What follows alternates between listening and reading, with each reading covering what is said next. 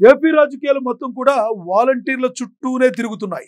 వాలంటీర్లు ఎన్నికల విధులకు దూరంగా ఉంచేందుకు విశ్వ ప్రయత్నాలు చేసిన చంద్రబాబు ఎట్టుకేలకు నిమ్మగడ్డను అడ్డుపెట్టుకుని డ్రామా రక్తి కట్టించారు.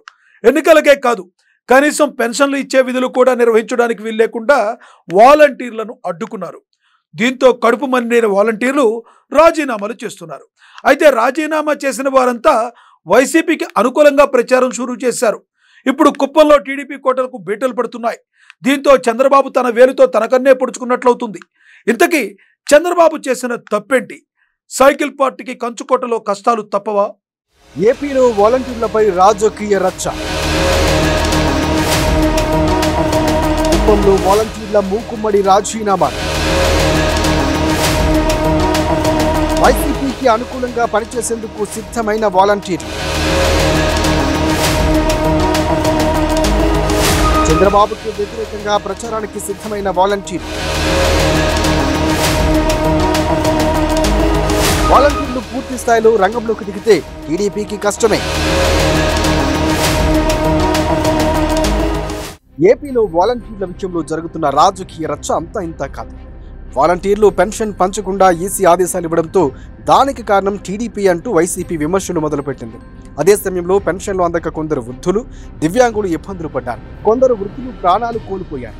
దీంతో వైసీపీ టీడీపీ మధ్య వాలంటీర్ల అంశంపై మాటల యుద్ధం కొనసాగింది. మరోవైపు వాలంటీర్లు టీడీపీకి వ్యతిరేకంగా పనిచేసేందుకు సిద్ధమయ్యారు.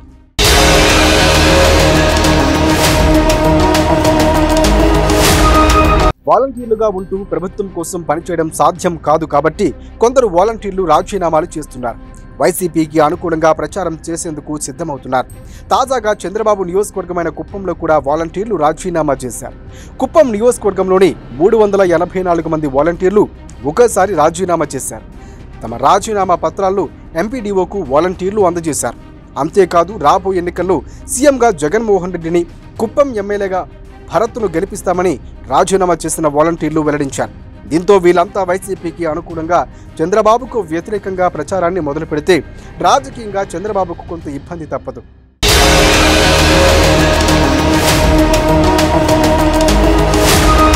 ఇప్పటికే కుప్పంలో మునుపటి పరిస్థితులు లేవు. చంద్రబాబుకు వ్యతిరేకంగా కుప్పంలో వైసీపీ అనేక ప్రణాళికలతో ముందుకు వెళుతోంది.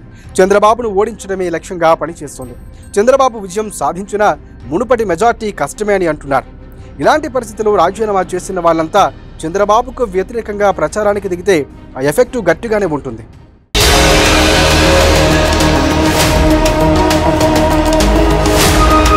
బాబు సీఎం అయితే పెన్షన్లు, పథకాలు రావని వీళ్ళంతా ప్రచారం చేసే అవకాశం ఉంది. దీంతో బాబు గెలుపు అవకాశాలన్నీ సన్నగిల్లుతాయి. అయితే ఈ పరిస్థితి కుప్పంలోనే కాదు, రాష్ట్రంలో అనేక చోట్ల కూడా ఉంది. ఇప్పటి వరకు ఏపీలో 1500 మందికి పైగానే వాలంటీర్లు రాజీనామా చేశారు. వాళ్ళంతా వైఎస్ఆర్సీపీ కోసం పనిచేయడానికి ముందుకు వెళుతున్నారు. ఇప్పటికే పెన్షన్లు ఆలస్యమయ్యేందుకు టీడీపీయే కారణమని వైసీపీ వాలంటీర్లు ఊళ్ళో ప్రచారం చేస్తున్నారు. దీంతో టీడీపీపై కొంత వ్యతిరేకత పెరిగింది.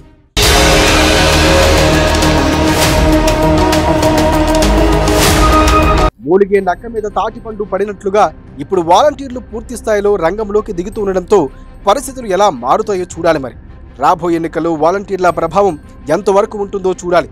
దీన్ని బాబు ఎలా అధిగమిస్తారో చూడాలి.